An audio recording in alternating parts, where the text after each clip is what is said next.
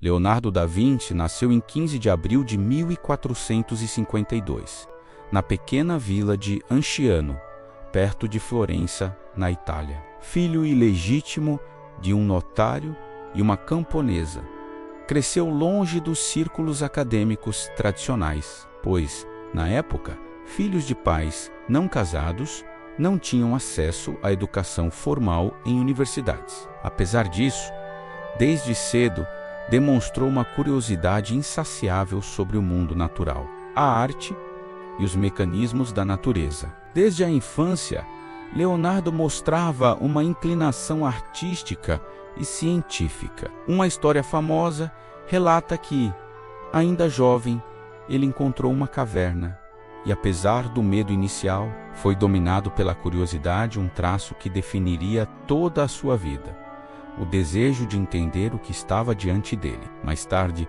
essa mesma curiosidade o levaria a desenhar fósseis, estudar a anatomia humana e projetar máquinas fantásticas. Aos 12 anos, seu pai, Piero da Vinci, reconheceu seu talento e o levou a Florença, onde o introduziu no ateliê de um dos artistas mais renomados da cidade, Andrea del Verrocchio. Lá, Leonardo foi treinado em pintura, escultura, mecânica e engenharia. Uma lenda conta que, quando ainda aprendiz, pintou um anjo em uma obra de Verrocchio com tanta perfeição que o mestre teria se recusado a pintar novamente, impressionado com a habilidade do jovem. Foi nesse ambiente que Leonardo começou a desenvolver sua abordagem única, a união entre arte e ciência. Ele não via essas áreas como separadas, mas como partes de um mesmo conhecimento. Enquanto aprendia técnicas de pintura, também estudava geometria, óptica e mecânica. Um de seus primeiros grandes trabalhos foi a colaboração na decoração da cúpula da Catedral de Florença, onde teve seu primeiro contato profundo com a engenharia e a construção de mecanismos. Em 1472, aos 20 anos, Leonardo tornou-se mestre da Guilda de São Lucas, o que o autorizava a trabalhar independentemente. Mesmo assim, permaneceu no ateliê de Verrocchio por mais alguns anos, refinando seu ofício. Um de seus primeiros quadros importantes foi a Virgem dos Rochedos, uma obra que combina beleza artística e rigor científico. A cena, ambientada em uma gruta imaginária, retrata com precisão geológica as rochas e com fidelidade botânica as plantas que cresceriam em um ambiente úmido e sombrio. Em 1482, Leonardo escreveu uma carta ao Duque de Milão, Ludovico Sforza, oferecendo seus serviços. Na carta, destacou-se mais como engenheiro e inventor do que como pintor. Falou de pontes, canhões, veículos blindados e até de um instrumento musical, a lira de braço, que dominava. Essa decisão revela o contexto político da época. Milão era uma cidade em constante tensão militar, e o duque precisava de tecnologia bélica. Leonardo, inteligente e estratégico, adaptou seu perfil para conseguir o emprego. Na corte de Milão, Leonardo floresceu, tornou-se arquiteto, engenheiro militar, produtor teatral e pintor. Foi nesse período que criou uma de suas obras-primas mais famosas, A Última Ceia, pintada entre 1495 e 1498 no refeitório de um mosteiro, ao contrário de outras representações tradicionais. Leonardo capturou o momento exato em que Jesus anuncia que será traído por um dos apóstolos. A pintura é uma narrativa visual. Os apóstolos estão agrupados em trios, cada um expressando uma emoção diferente: surpresa, raiva, medo, dúvida. Judas Iscariotes, o traidor, é retratado recuando, como se tentasse se esconder. A obra é um estudo psicológico e teatral, além de um marco da perspectiva e da composição. Leonardo também produziu, nessa época, um de seus desenhos mais icônicos: O Homem vitruviano. Inspirado no arquiteto romano Vitrúvio, o desenho mostra um homem no escrito em um círculo e um quadrado, simbolizando a harmonia entre o corpo humano e as leis matemáticas do universo. Muitos historiadores acreditam que o desenho seja um autorretrato, pois a idade e os traços do homem coincidem com os de Leonardo por volta de 1490.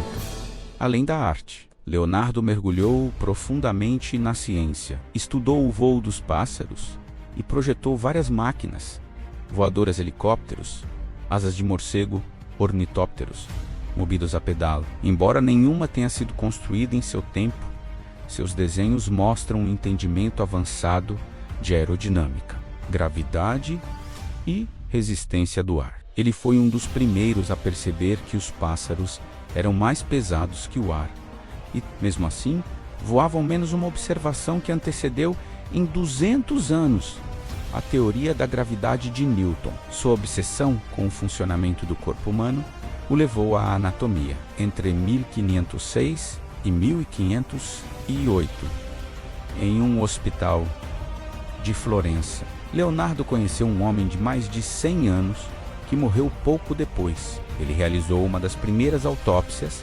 registradas da história, estudando o coração, os vasos sanguíneos e o sistema circulatório. Ao longo de sua vida, dissecou dezenas de corpos, uma prática ilegal e arriscada na época, e produziu cerca de 250 desenhos anatômicos de precisão.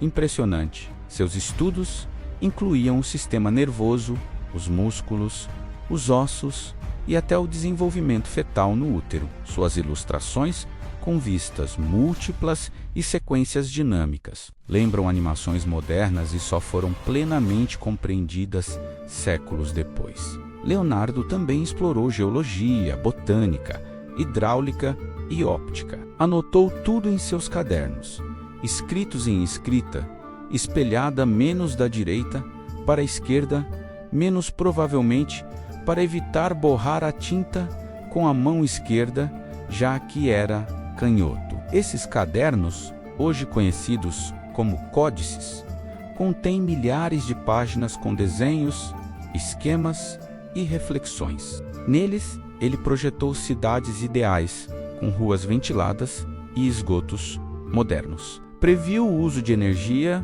solar, estudou o fluxo de rios e até idealizou um tanque de guerra com canhões rotativos, considerado um precursor dos tanques modernos. Sua vida foi marcada por mudanças. Após a queda de Milão para os franceses em 1499, Leonardo retornou a Florença.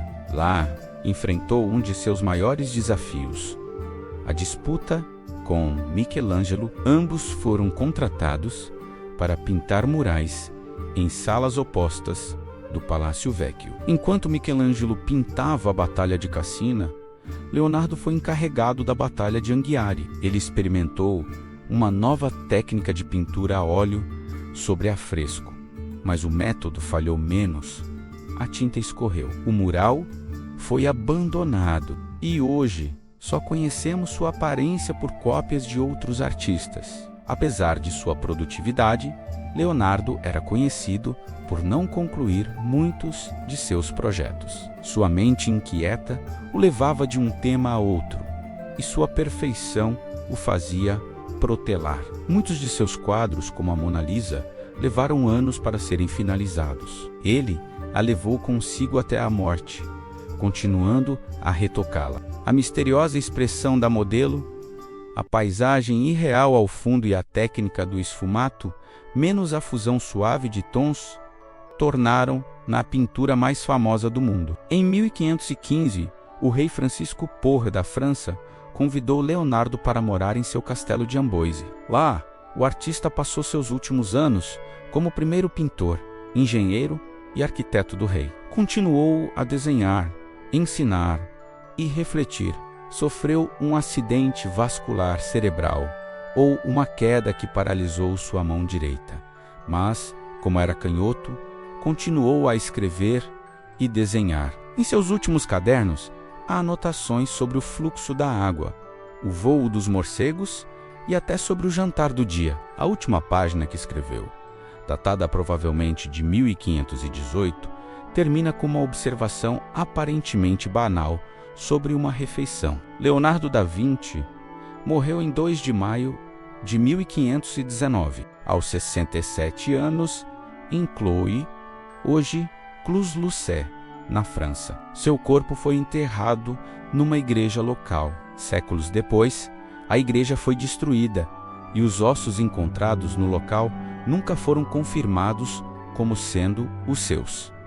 Apesar disso, seu legado é indelével. Ele foi um polímata, um homem que dominou arte, ciência, engenharia e filosofia natural. Seu segredo estava na curiosidade constante e na observação minuciosa. Para ele, o mundo era um livro a ser lido palavra por palavra. Seus cadernos mostram não apenas o que ele pensava, mas como pensava, movido pela dúvida, pela experimentação e pela admiração pela natureza. Hoje, Leonardo é visto como o símbolo máximo do Renascimento, um período em que o homem redescobriu o valor do conhecimento, da razão e da beleza. Sua vida prova que a arte e a ciência não são opostas, mas complementares, e que um único cérebro pode, de fato, mudar o rumo da história.